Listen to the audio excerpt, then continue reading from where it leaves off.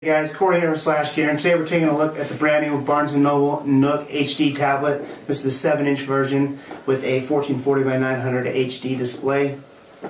And really quickly unbox it here and give you a tour. Let's go ahead and unbox this Nook here and show you the contents. As usual, here we have the start guides, charger, power cord, and the 30-pin adapter for charging and syncing. So go ahead and set that aside to show you the actual hardware.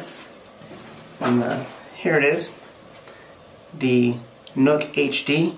And this is a 7-inch display, main competitor here being the Kindle Fire HD and the Nexus 7. But this has a 1440 by 900 HD display, highest resolution display on any 7-inch tablet or e-reader. And it's also very thin, very sleek, and very lightweight. It's only 130 grams, which makes it lighter and thinner than the Kindle Fire, but not quite as light as the Nexus 7. We have a nice soft coat on the back here and the SRS stereo speakers. But I'll just give you a virtual little tour of the hardware. Under the hood we got a 1.3 GHz dual-core Texas Instruments processor and 1 GB of RAM. Comes with 8 GB of internal storage, or 16. That is $199 and $229 for the pricing. And up top here, 3.5 headphone jack. As we wrap around, you get the power button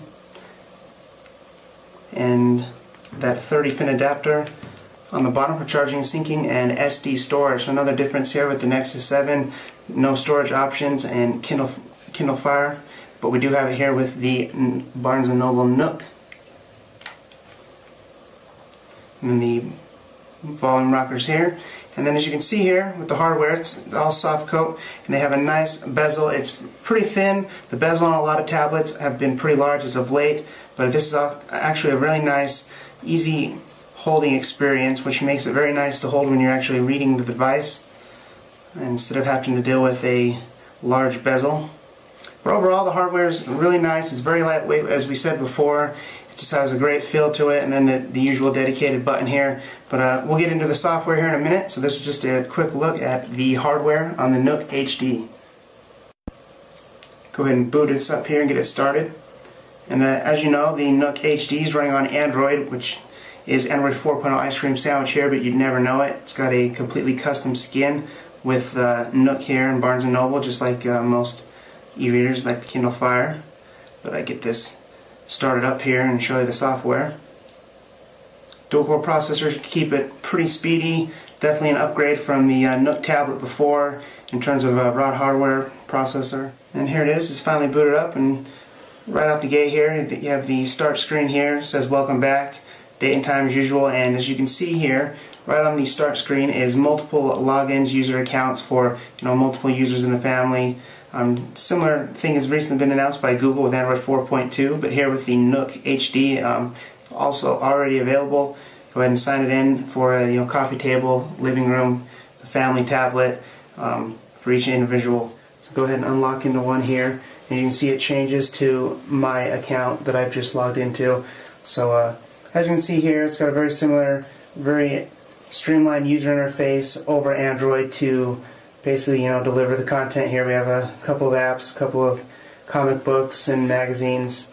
But right at the back here, go into the shop. You have 3 million books, magazines, comic books, movies, all with the Nook app shop here, as well as games and apps. So you come through and they have their top 100 and plenty of stuff here. And then you go into apps for different games.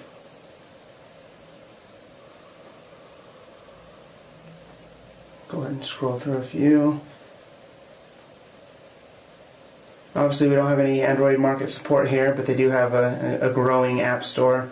I'll go ahead and go back here with the home button or the Nook button to start screen here, and in your library is where everything's detailed and laid out between your magazines, movies, apps, and everything is expandable to make it simple.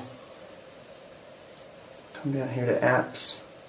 And then you have your full outlook of all your apps in a neat, easy to see outline there. Go into a couple magazines here. We have Car and Driver.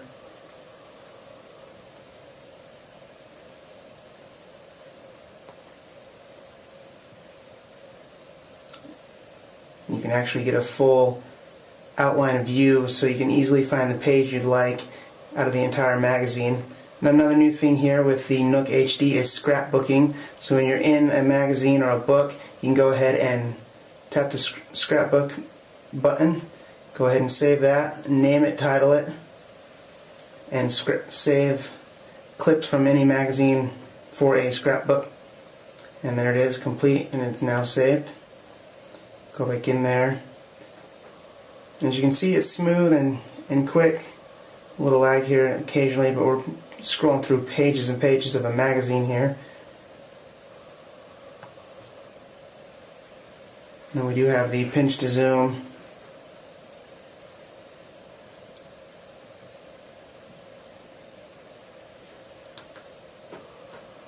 And then regarding those multiple login accounts here, go back into the lock screen and go into someone else, and you'll notice it instantly changes for you. Good for family, kids. You have a movie here that's downloading.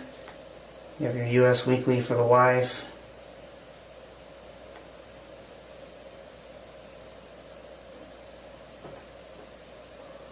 One thing though with the user interface that I wasn't the biggest fan of when you're flipping through the screens, if you actually flip through on one of the icons instead of a blank space, it moves it, which makes it kind of difficult to flip through the screens if you're trying to flip and you hit an icon instead. But other than that, everything, as you can see, quick and smooth and seamless for the most part. It's definitely a consumption delivery device here with everything front and centered and very streamlined.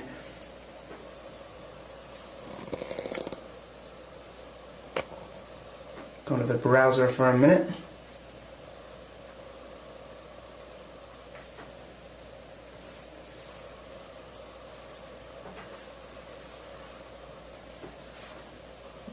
Another thing we wanted to mention here regarding books and magazines is a couple of the new features here. When you're reading a magazine here, obviously in portrait mode, you have a half of a page, and you got to do a lot of the pinch to zoom to get all the content you'd like.